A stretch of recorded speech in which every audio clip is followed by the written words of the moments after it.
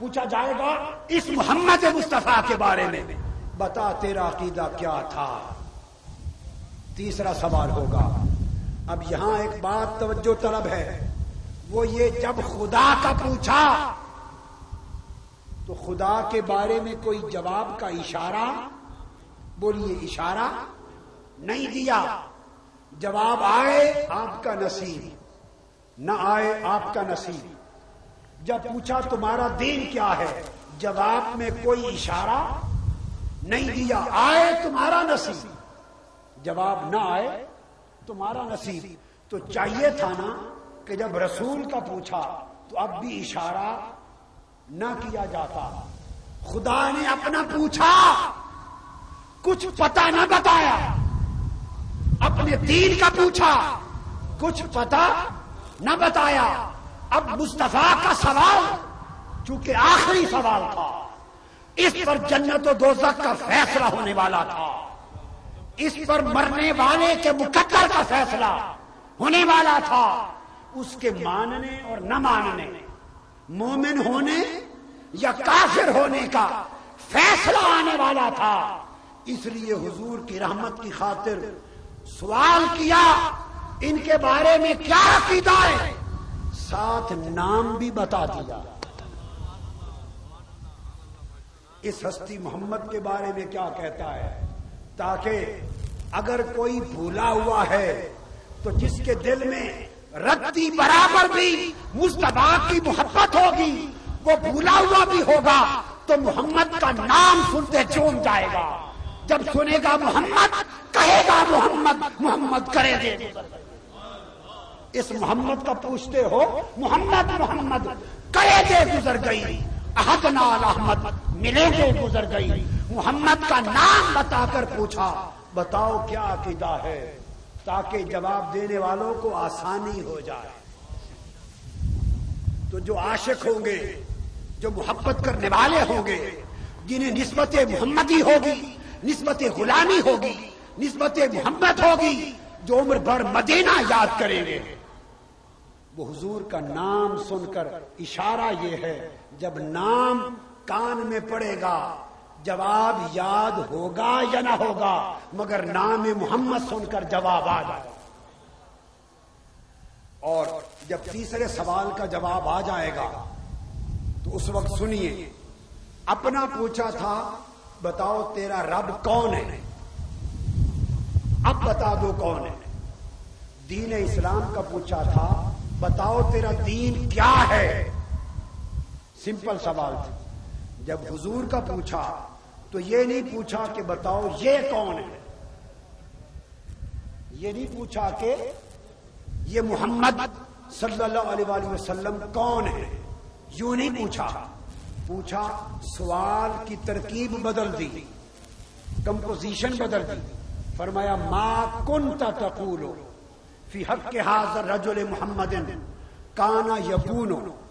جب مضارع پر آتا ہے تو ماضی استمرار کا فائدہ دیتا ہے. اس کا معنی یہ نہیں کہ بتاؤ یہ محمد کون ہے، نہ، اس کا معنی ہے بتاؤ زندگی بھر اس محمد کی شان میں کیا کہا کرتا تھا. ما کنت تقول، اس محمد کے حق میں صلی اللہ علیہ وسلم کے بارے میں کیا، بولیے کیا کہا کرتا تھا زندگی میں. جو کچھ محمد مصطفیٰ کے بارے میں کہتے ہو اور مرنے تک کہتے رہو گے، یہ پوچھا جائے گا. پوچھا جائے گا بتاؤ جب ربیع الاول کا مہینہ آتا تھا اور میرے محمد کا میلاد آتا تھا تو اس وقت محمد کی ولادت کا سن کر تمہارے دل باغ باغ ہوتے تھے یا نہیں. بتاؤ جب مصطفیٰ کی نعت ہوتی تھی تو تمہارے چہرے حشاش بشاش ہو جاتے تھے یا نہیں. بتاؤ جب میرے محمد کی کنڈل والی زلفوں کا نام آتا تھا تو تم ماہی بیاب کی طرح تڑپتے تھے یا نہیں. بتاؤ جب مصطفیٰ کے چہرے کے حسن کی بات ہوتی تھی، جب مصطفیٰ کے لب و رخسار کی بات ہوتی تھی، مصطفیٰ کے حسن سراپا کی بات ہوتی تھی، مصطفیٰ کے خرام ناز کی بات ہوتی تھی، مصطفیٰ کا مکہ مدینہ کی گلیوں میں چلنے کا بیان آتا تھا، جب مصطفیٰ کے اٹھنے بیٹھنے کی بات ہوتی تھی، بتاؤ مصطفیٰ کا ذکر سن کر تمہارا چہرہ دل کھل اٹھتا تھا یا خشکی یبوست سے تنگ ہو جاتا تھا؟ اگر میرے محمد کی بات سن کر تم باغ باغ ہوتے تھے، جھوم جاتے تھے، تمہیں کیف و سرور آتا تھا اور محمد محمد کا نام جپتے تھے، حضور کے ترانے گاتے تھے، حضور کے نغمے اڑاتے تھے، شانیں بیان کرتے تھے، نعتیں پڑھتے تھے، عظمتیں بیان کرتے تھے، قدرتیں بیان کرتے تھے، کمالات بیان کرتے تھے، تصرفات بیان کرتے تھے، یوں کرتے تھے میرے محمد کا ذکر یا محمد کا ذکر کنجوسی سے کرتے تھے؟ اس محمد کو اپنے جیسا کہتے تھے؟ کیا محمد کو بے علم کہتے تھے؟ محمد کی طاقت کو کم کرتے تھے؟ علم بڑھاتے تھے یا گھٹاتے تھے؟ مصطفیٰ کی طاقت بڑھا کر بیان کرتے تھے یا گھٹا کر بیان کرتے تھے؟ مصطفیٰ کی حیات اور فیصل آباد سے سلام پڑھے تو مصطفیٰ سننا مانتے تھے یا نہیں مانتے تھے؟ بولو زندگی میں میرے محمد کا ذکر کیسے کرتے تھے؟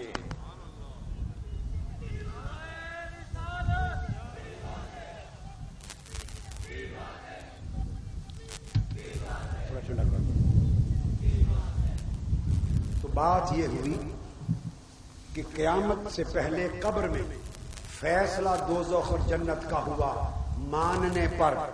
کس پر ہوا؟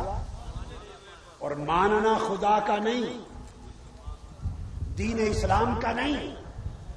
تیسرے سوال پر فیصلہ ہوا ماننا مصطفیٰ کا۔ جس نے مصطفیٰ کو مان لیا اس نے خدا کو مان لیا، جس نے مصطفیٰ کو مان لیا اس نے اسلام کو مان لیا، اور جس نے مصطفیٰ کو نہیں مانا وہ لاکھ خدا کو مانتا پھرے، اس نے خدا کو نہیں مانا۔ تو پتا چلا کہ مومن بھی انسان، کافر بھی انسان، مگر مومن بنا ماننے سے، اور ماننا خدا کا نہیں، ماننا مصطفیٰ کا ہے۔ مصطفیٰ کو مانو تو پھر خدا کا ماننا بھی قبول ہے، اور مصطفیٰ کو نہ مانو تو خدا کا ماننا بھی قبول نہیں۔ اب آگے چلیں، آپ نے مصطفیٰ کو مانا، اب میں سوال کرتا ہوں کہ مانا کیسے جاتا ہے؟ ماننے کے لیے اعتماد ضروری ہوتا ہے۔ آپ مان نہیں سکتے جب تک کسی پر اعتماد، بولیے، نہ ہو۔ اعتماد ہو تو مانتے ہیں، اعتماد نہ ہو، بولیے، تو نہیں مانتے۔ تو مصطفیٰ کا ماننا ایمان ہے، اور ماننا بغیر اعتماد کے نہیں۔ تو پتا چلا پہلے اعتماد ہوگا، مصطفیٰ کی ذات پر اعتماد ہوگا تو تبھی مانا جائے گا۔ اور اعتماد کیسے بنتا ہے؟ ایک دکاندار ہے، آپ نے اس سے سودا ہی کبھی نہیں لیا، اس سے واسطہ ہی نہیں رکھا، اس سے تعلق و لین دین بھی نہیں ہوا، تو کیا اس پر اعتماد ہو سکتا ہے؟ بولیے، آپ کو کیا پتا کہ کیسا تولتا ہے، کیسا مال بیچتا ہے؟ تو اعتماد بنتا ہے تعلق سے، اعتماد بنتا ہے واسطہ رکھنے سے۔ واسطہ اور تعلق ہو تو اعتماد بنتا ہے، اور اعتماد ہو تو ماننا ہوتا ہے۔ تو ایمان ماننے کا نام، ماننے کی بنیاد اعتماد، اور اعتماد کے لیے شرط واسطہ اور تعلق۔ تو لوگوں پتہ چلا کہ وہ ایمان جو ماننے سے عبارت تھا، اور ماننا اعتماد سے عبارت تھا، اور اعتماد واسطہ و تعلق سے عبارت تھا، تو پتہ چلا کہ ایمان مصطفیٰ سے واسطہ اور تعلق کا نام ہے۔ مصطفیٰ سے واسطہ اور تعلق ہو تو ایمان ہے، اور واسطہ اور تعلق نہ ہو تو ایمان نہیں ہے۔ لہذا وہ لوگ جو مصطفیٰ کی ذات سے تعلق رکھتے